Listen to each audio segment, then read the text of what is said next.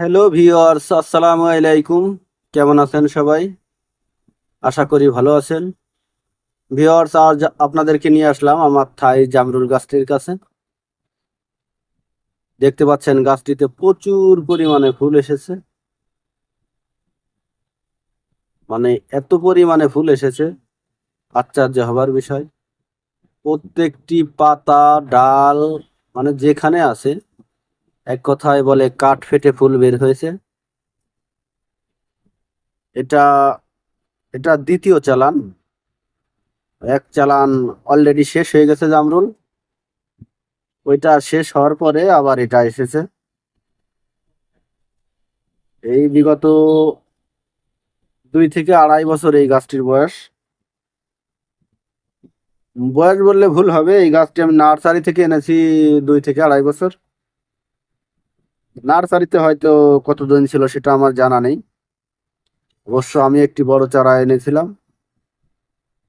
আমি যখন এনেছিলাম গাছটিতে তখন জামরুল ধরেছিল, এবং জামরুলগুলো অনেক বড় বড় দেখেই আমি মুগ্ধ হয়ে গাছটিকে এনেছিলাম।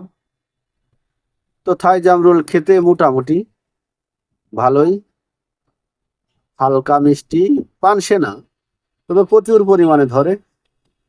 12 মাসকালই কম বেশি ধরে, তবে 2টা সিজনে বেশি ধরে।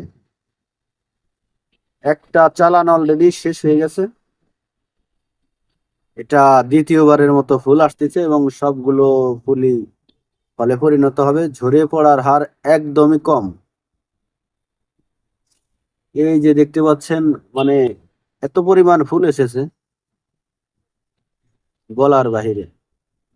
ওই যে দেখতে পাচ্ছেন কিছু 2-1টা জামরুল 2-1 জায়গা রয়ে গেছে, হয়তো কারো চোখে পড়েনি তাই।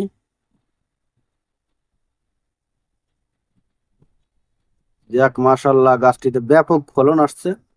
তবে চিন্তার বিষয় হচ্ছে সামনে ঝড় বৃষ্টির দিন।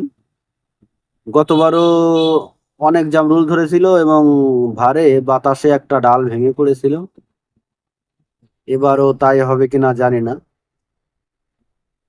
তবে প্রচুর পরিমাণে জামরুল ধরেছে। এই পরিমাণ জামরুল যদি থাকে, যে পরিমাণ ফুল এসেছে, এই পরিমাণ জামরুল যদি গাছে থাকে, অবশ্যই ভেঙে পড়ার সম্ভাবনা রয়েছে।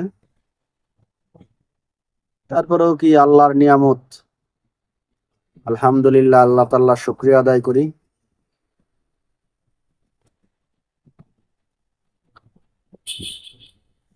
জানি না পরবর্তীতে কি হবে।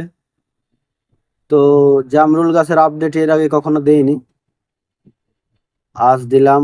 এবং এই ফলগুলো বড় হলে অবশ্যই আপনাদেরকে আপডেট দিয়ে জানাবো ফলগুলো সাইজ কেমন হয় এবং খেতে কেমন হয়।